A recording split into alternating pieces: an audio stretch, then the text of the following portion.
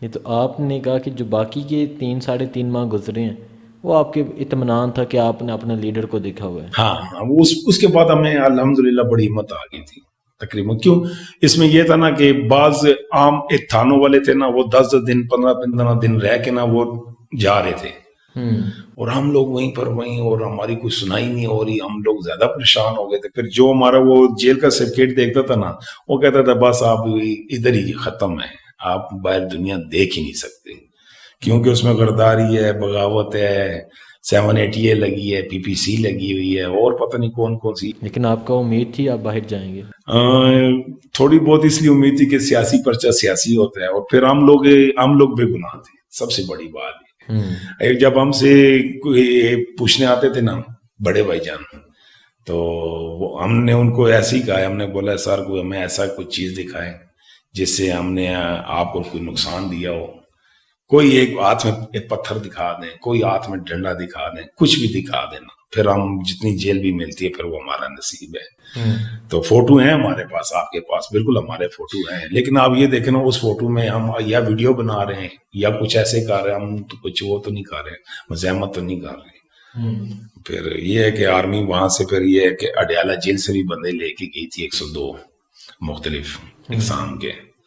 تو ان میں یہ تھا کہ جو بھی ہمیں وہاں پہلے تو ایک ساتھ ہی ہوتے تھے نا، تو پھر وہ بتاتے تھے ہاں ہم نے ایسے کیا، ہم نے ایسے کیا. 6 مہینے اور غالباً 15-20 دن بعد ہماری رہائی ہوئی ہے. لیکن اس میں بھی بڑا ایک ایسا ٹائم آیا کہ ہمیں انہوں نے پہلے ضمانتیں لی ہماری 4 اگست کو، تو انہوں نے ہمیں اسی دن ہمیں اٹھا کر سیلوں میں ڈال دیا 3 MPO کے تحت بند کر. تو آپ نے جب آپ کی ضمانت ہوئی تو آپ نے سمجھا چلیں جی اب ہم آزاد ہو رہے ہیں، جی باہر جائیں گے، ایسے ہی دل میں خوشی ہوگی. ایسے ہی. تو جب پھر دوبارہ گرفتار کیا گیا تو کیا جذبہ؟ تو وہ یہ ہے کہ ہمیں سیلوں میں لے کے بولتا ہے جی آپ یہاں ہیں، آپ ایک قیدی بن گئے ہیں. ہم نے بولا ایک قیدی کیسے بنے، ہماری تو ضمانت ہوئی ہے کل. بولتا ہے نہیں آپ 3 MPO لگ گئے ہیں. تو جب 3 MPO لگے تو انہوں نے کہا یہ 15 دن کا ہوتا ہے.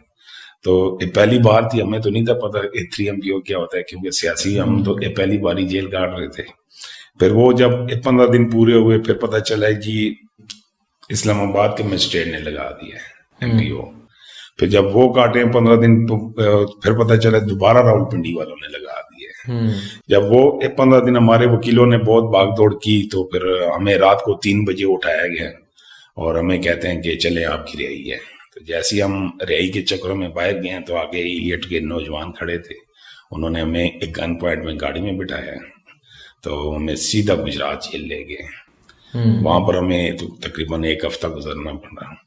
جب ہمیں وہاں سے نکالا پھر ہمیں یہی غالباً 1.5-2 کا ٹائم تھا، بولتے ہیں اٹھو آپ کی رہائی ہے. پھر ہم باہر آئے تو پھر ایلیٹ والے آگے کھڑے تھے، انہوں نے ہمیں اٹھا کے پھر راول پنڈی لائے. پھر پتہ چلا کہ وہ جو مارچ میں لگتا ہے خان صاحب نہیں آئے تھے ریلی لے کر، اس پرچے میں آپ نامزد ہیں. پھر وہ پرچہ تو چلے تھوڑا سا ہلکا تھا، وکیلوں نے باغ دوڑ کر کے وہ کرا دیا.